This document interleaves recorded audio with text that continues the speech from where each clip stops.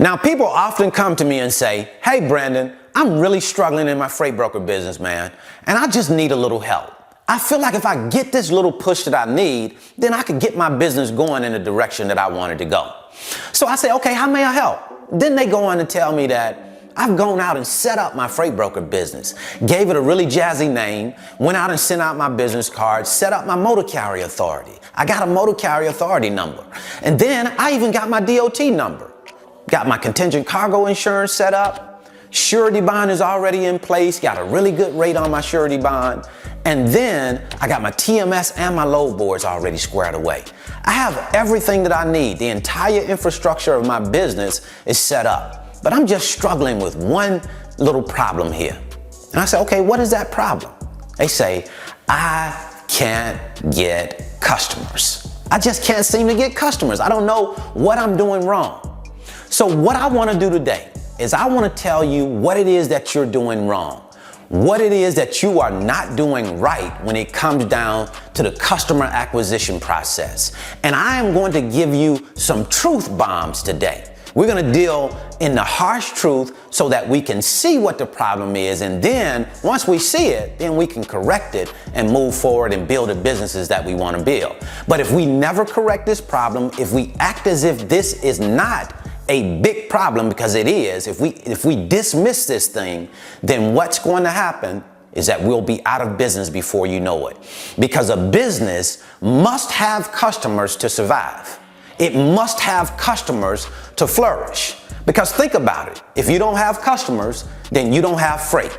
If you don't have freight, you don't have any freight to sell to carriers. If you don't have any freight to sell to carriers, then you are not making any money.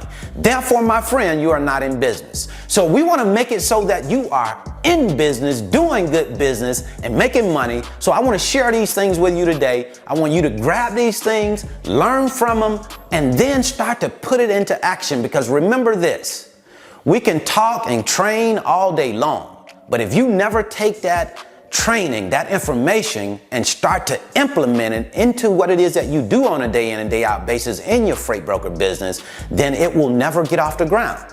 You'll never start to move forward if you don't take action. The speed of implementation, how long does it take you to take something that you say is good and start to put it into play for yourself? How long does it take you to do that? Well, we're going to give you this information today, and we'll see how long it takes. So come on inside and let's get down to business. Before we go any further, I want to make sure that you understand me. I am not in the camp of people who believe that shippers need freight brokers. I don't believe that. Did you hear what he just said? I know that shippers need freight brokers. The question is, do they need you? That is the question that you have to answer. Do they need you? What do you have to offer a shipper? What is it that you bring to the table?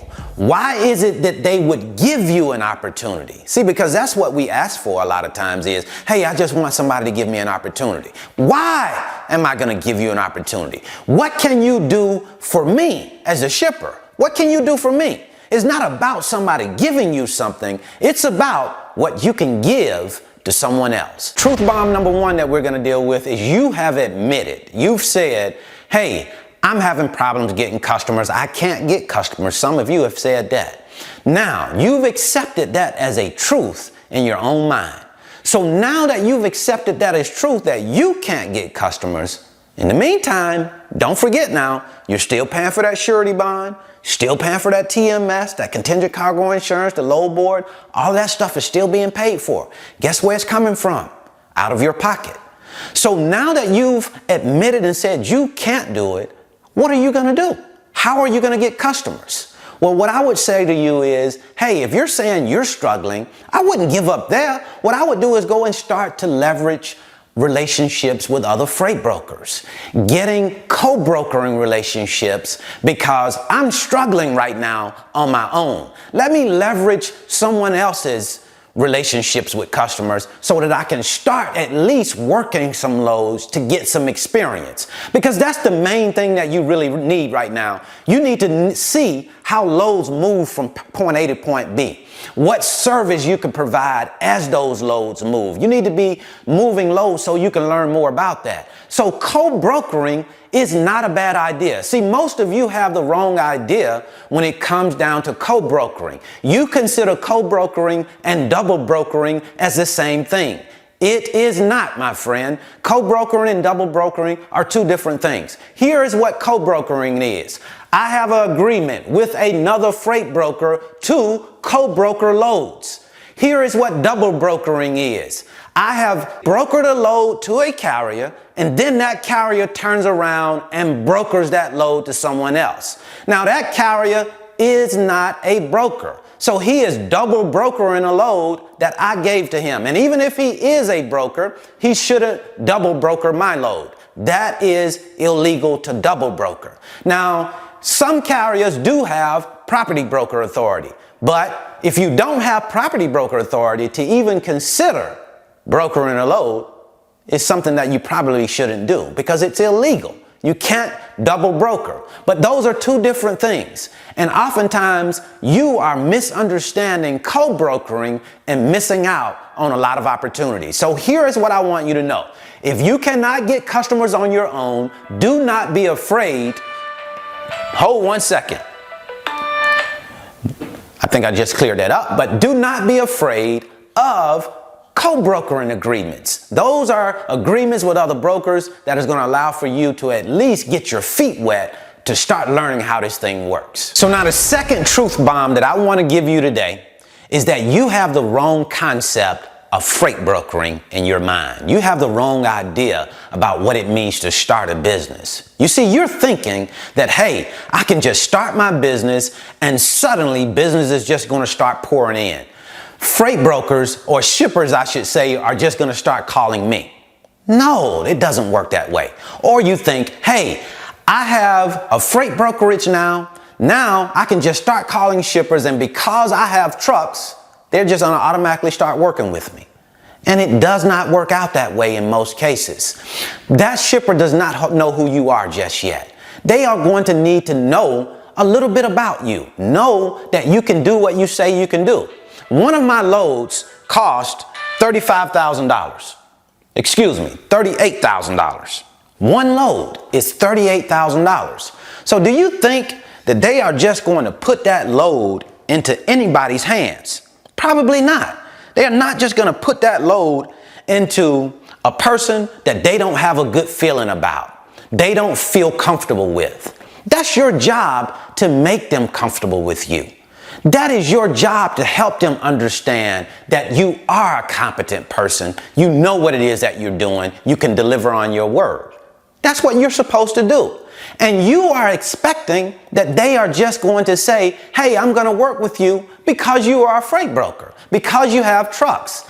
They have options. Yes, shippers get in a crunch when they just need trucks. But they are, in most cases, they have options. They have people to choose from. So you have to convince that shipper to do business with you now. They're already doing business with other freight brokers more than likely. What you have to do now is convince them to do business with you.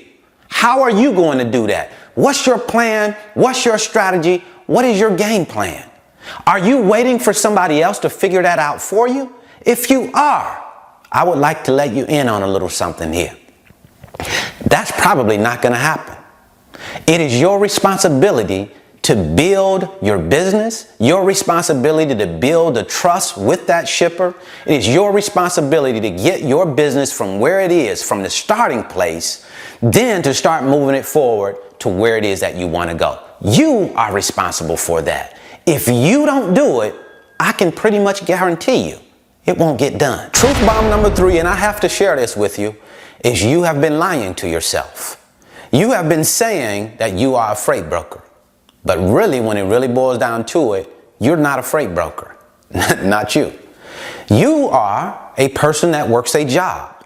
You spend most of your time working on your job. You are not hungry right now, so your freight brokerage is not really important. Your job is the most important thing to you. That's why you spend most of your time working on your job. And then you spend a small fraction of time doing something in your business, usually something random, and then you say, it's not working. Then you say, I can't get customers. But have you fully committed? Have you fully dedicated yourself to your freight brokerage business? Because that's what it takes. This is not something that you engage in casually. It's not that type of business. As a matter of fact, get that out of your mind. There aren't any casual businesses. You have to commit yourself to building and growing that business. That's your responsibility. If you're willing to do that, then you can grow a business. You have the potential to grow a business. And then it still comes with a whole lot of different adversity that you have to overcome. There are no guarantees. You can work your AZZ off and still fail at your business, because that's how business works.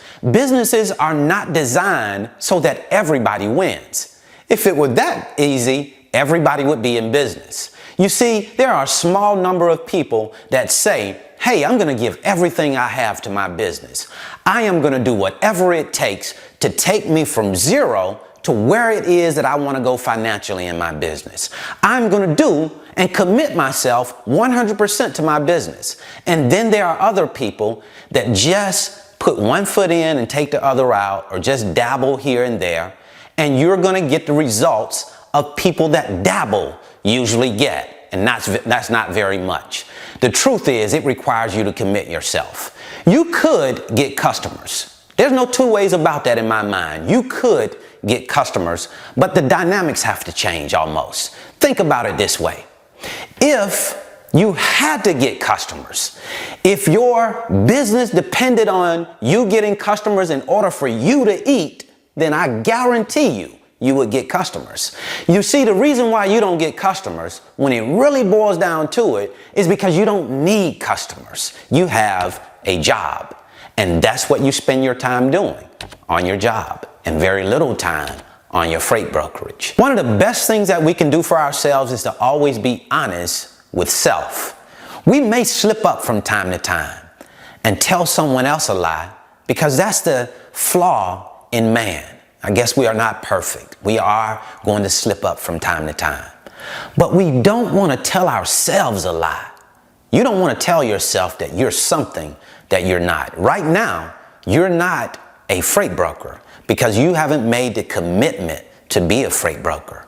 Real freight brokers get customers, they move freight, and they make money.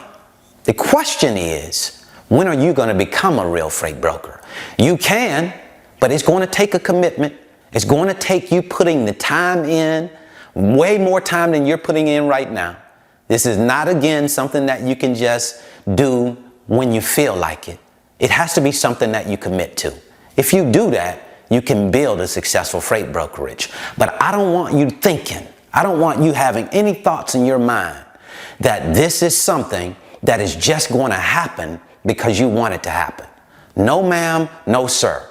This is something that will only happen if you make it happen. So one last thing that I want to leave you with, because I think it would do you a lot of good, at least it certainly has for me. And that's to always keep in mind that you and I, are what we do over and over and over again. Whatever that is that we do repeatedly, that's what we eventually grow into. That's what we become.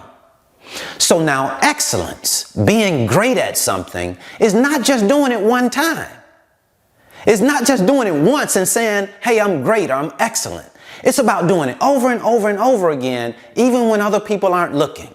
When you're in here at the desk at night, when nobody else knows you're awake, and you're taking care of business, you're committing yourself, giving your business the time that it needs, you're growing into that excellence over time. But it's repeated steps over and over and over again. So that's what I wanted to share with you today. I certainly hope this information has been helpful. If you want to learn more about the freight broker business, I'll leave a free link in the description. It's my 5-video series titled How the Load Movement Process Works. And also, if you want to learn more about how the load board works, I'm going to leave a free load board tutorial here.